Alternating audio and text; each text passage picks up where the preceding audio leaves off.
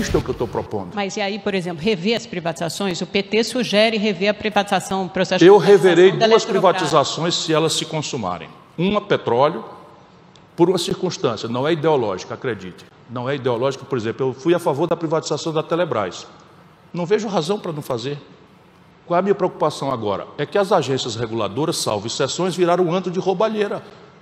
Acreditem nisso, ou se vocês já não sabem, virou um antro de roubalheira, que os políticos se assenhorearam das agências, e é um escândalo que está acontecendo no Brasil, salvo exceções, que a gente não pode ser injusto. Mas veja, a tarifa de telefonia brasileira é a mais cara do mundo, ou está entre as mais caras do mundo. Por quê? Porque o marco regulador idealizado não funcionou. Cadê as empresas espelho?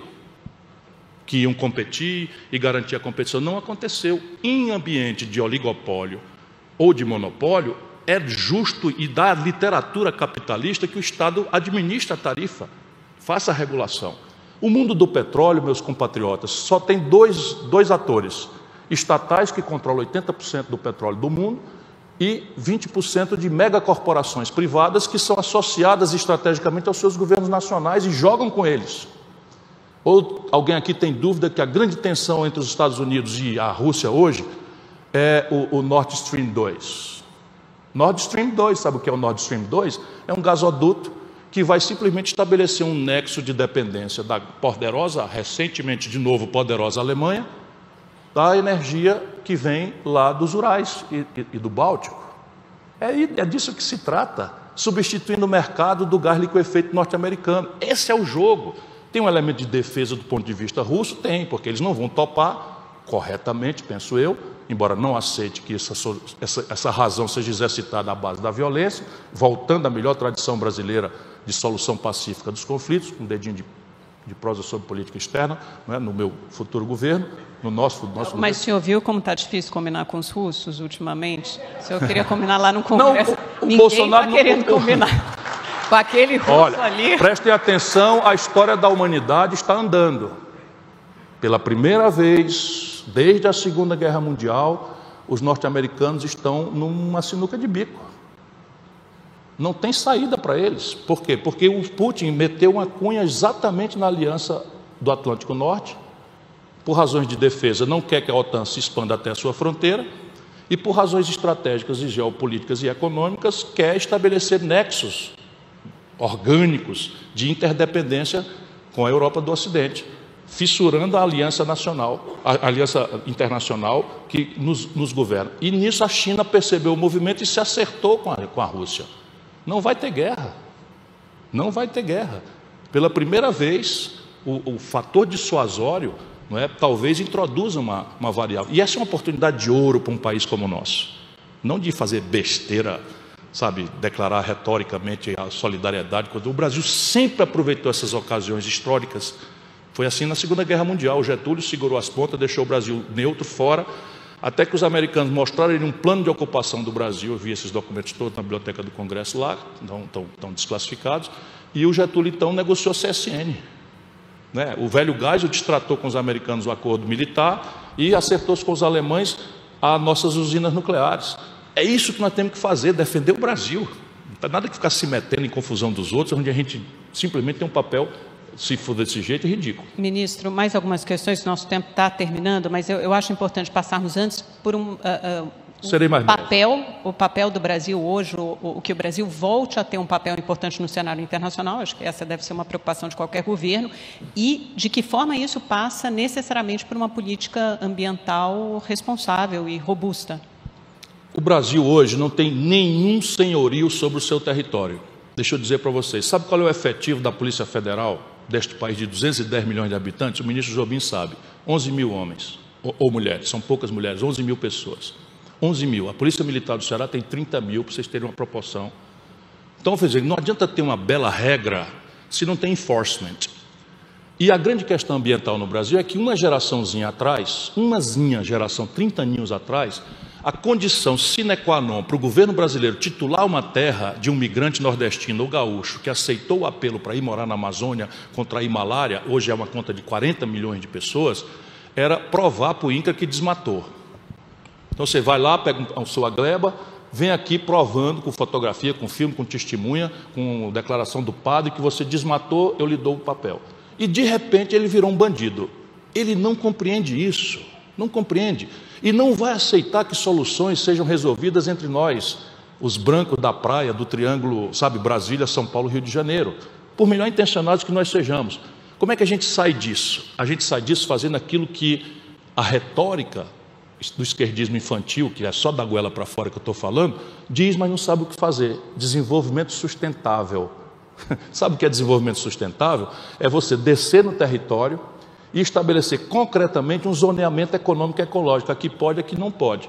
E a partir de consensar isso, com grande participação popular, estabelecer uma reconversão produtiva das tradições produtivas que hoje só são aquelas que eles sabem fazer. Desmatar para tirar madeira, desmatar para abrir pasto, degrada o solo, e esse solo morto, que são milhões de hectares, milhões de quilômetros quadrados, né, de hectare, desafiando o país a recompor esses solos com tecnologia que nós temos, que a Embrapa tem, que o meu projeto pensa, diz onde é e como é que pode fazer, etc, etc.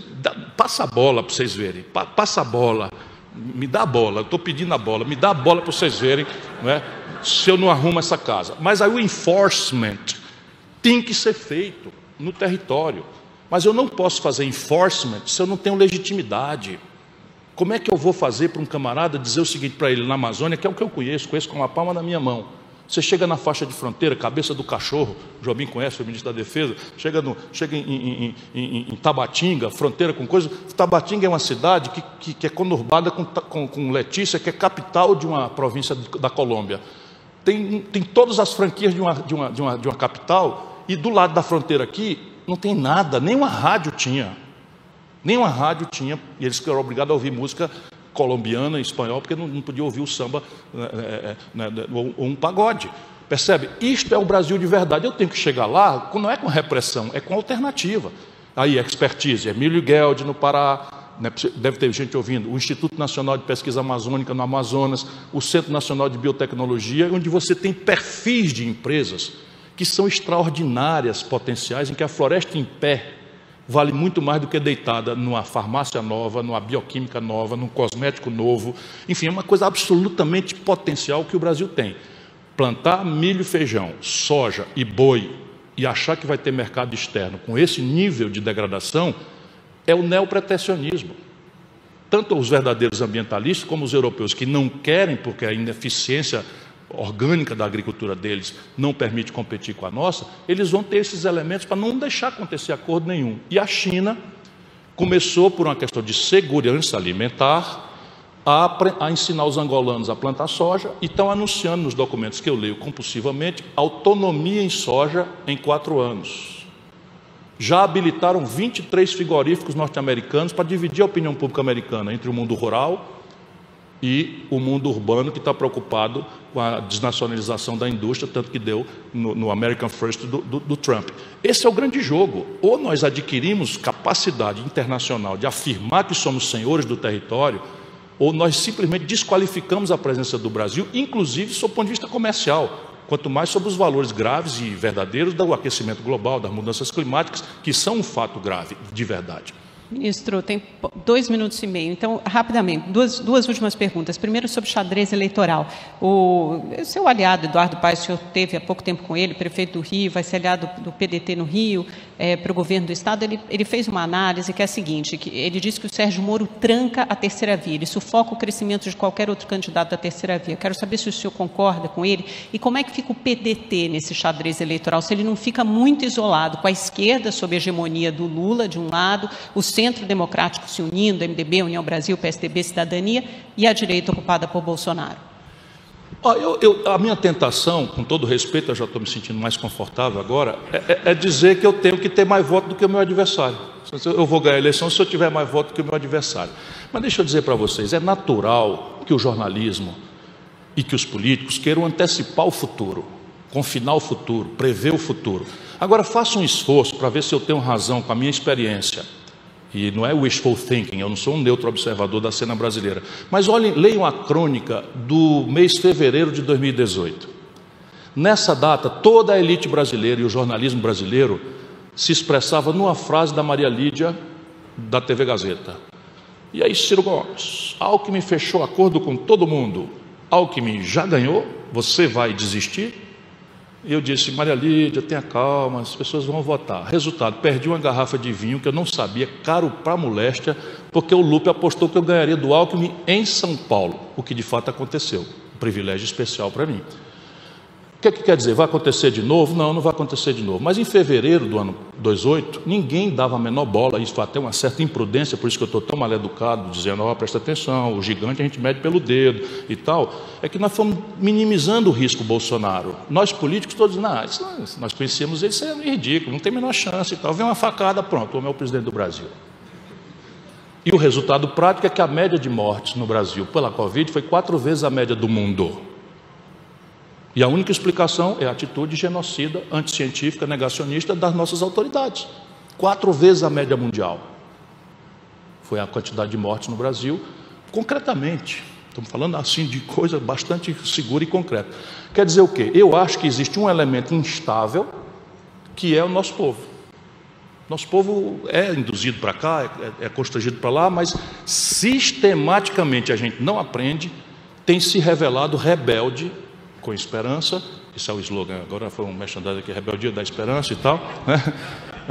Diante das coisas. Lá nos anos 89, eu era já prefeito de Fortaleza, a polarização entre Aureliano Chaves e Ulisses Guimarães, vocês são muito jovens, não lembram, mas eu já era prefeito de Fortaleza, Aureliano Chaves e Ulisses Guimarães, ficou cada um com 1%, e a eleição foi para 2 outsiders, Collor e Lula, ficando no 3º e 4º lugar Mário Covas e Leonel Brizola. Então depois você tem quantas fichas se dava por uma possível candidatura do Fernando Henrique em 94. Quantas fichas se dava? Eu estava lá, eu era governador, depois por isso fui ser ministro da Fazenda, ajudei a montar o Plano Real, criei a TJLP, fiz a intervenção do Banesp e do Banerj, sabe? Fui um superávit primário de 5,4%, sabia? Vejam no Google, o maior superávit da história do Brasil. Vou falar em austeridade fiscal, eu, Ciro Gomes, ministro da Fazenda, no 2º semestre, que é a hora do torrar, a hora de restos a pagar, quem conhece o orçamento sabe. Fui lá e produzi na boca do caixa 5,4% de superávit primário. Daria, por exemplo, hoje para pagar todo o juro brasileiro, de uma pancada só que vai morrendo para 600 bilhões esse ano. Pois bem, o Fernando Henrique vem, o Plano Real, ganha a eleição. Não se elegia deputado federal em São Paulo. Vai acontecer de novo? Não sei, mas eu estou pedindo a bola, estou na área, não estou na área do impedimento, sou limpo, ficha suja, experiente, tenho proposta e estou pedindo a bola. Passa a bola que vocês vão ver o gol de placa que eu vou fazer nesse país. A nossa plateia atenta. Ministro, acabou nosso tempo. Última pergunta, sim ou não, muito rápida. Se acontecer, como as pesquisas indicam, 2º turno Lula e Bolsonaro, o senhor vai para Paris ou fica para votar? Eu não fui para Paris para não votar, eu voltei e votei no Haddad. Agora, eu nunca mais farei campanha para bandido nesse país, nem que o pau tore. Por isso eu tenho que estar no 2º turno. Obrigada.